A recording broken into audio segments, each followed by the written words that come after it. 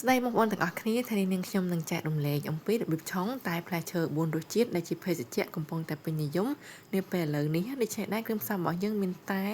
ហ្នឹងយើងជ្រើសរើសតែមួយទេចង់ប្រើតែមួយណាក៏បានដែរផ្លែឈើវិញបងប្អូនអាចលាយចម្រុះចូលគ្នាចង់ក៏បានឬក៏ធ្វើតែមុខសុទ្ធក៏បានដែរសម្រាប់ផាសិនវិញបងប្អូនចង់ធ្វើតែផ្លែឈើខ្លះសេបានយូរត្រូវយកផាសិនហ្នឹងទៅចម្អិនលើភ្លើងជាមួយស្ករឲ្យវាឆ្អិនសិនចាំយកមកលាយជាមួយផ្លែឈើឥឡូវនេះផ្លែឈើរបស់យើងក៏បានរួចរាល់ហើយយើងក៏ប្រើជាមួយនឹងស្ករសចំនួន200ក្រាមសម្រាប់ផ្លែឈើនេះគឺចំនួន2គីឡូហើយទឹកឃ្មុំវិញគឺយើងប្រើចំនួន250មីលីលីត្រចំពោះស្ករសនិងទឹកឃ្មុំបងប្អូនអាចបន្ថែមបន្ថយបានណា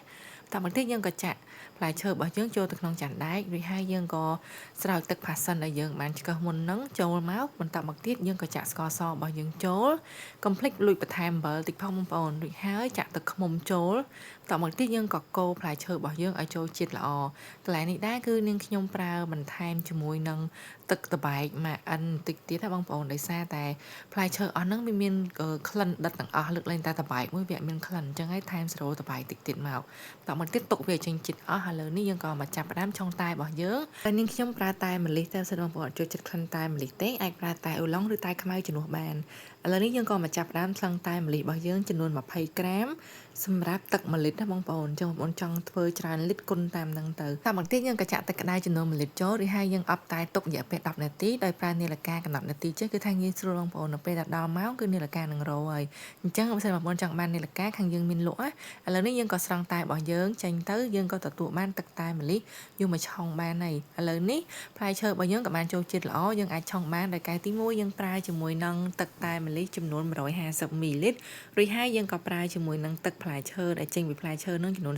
30បន្ថែមទឹកត្នោតស្ទ្រប៊ឺរីចំនួន30មីលីលីត្រទៀតកន្លែងនេះដែរបងប្អូនអាចបន្ថែមទឹកក្រូចឆ្មាចំនួន5មីលីលីត្រទៀតបើសិនជាវាស្ទើរជូរ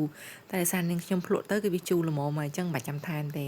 ក្លុកចូលគ្នាឲ្យសព្វចាក់ចូលទៅក្នុងកែវលេខ22រួចហើយយើងក៏បំពេញទឹកកកដាក់ឲ្យពេញកែវមកជាចុងក្រោយយើងក៏ដួសជាមួយនឹងសាច់ផ្លែឈើដាក់ពីខាងលើមកអញ្ចឹងតែស្ទ្រប៊ឺរីរបស់យើងរួចរាល់ហើយចូលដល់កែវទី2ម្ដងប្រើទឹកតែម្លិះចំនួន150មីលីលីត្ររួចហើយប្រើទឹកផ្លែឈើដែលចេញពីផ្លែឈើនោះចំនួន30បន្ថែមទឹកផាសិនចំនួន30មីលីលីត្រទៀត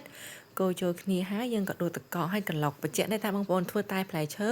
ត្រូវតែកន្លុកចឹងបានបែកចូលជាតិល្អបើយើងអត់កន្លុកទេកូរត្រឡប់ព្រារសជាតិវាអត់បែកចូលជាតិគ្នាល្អទេ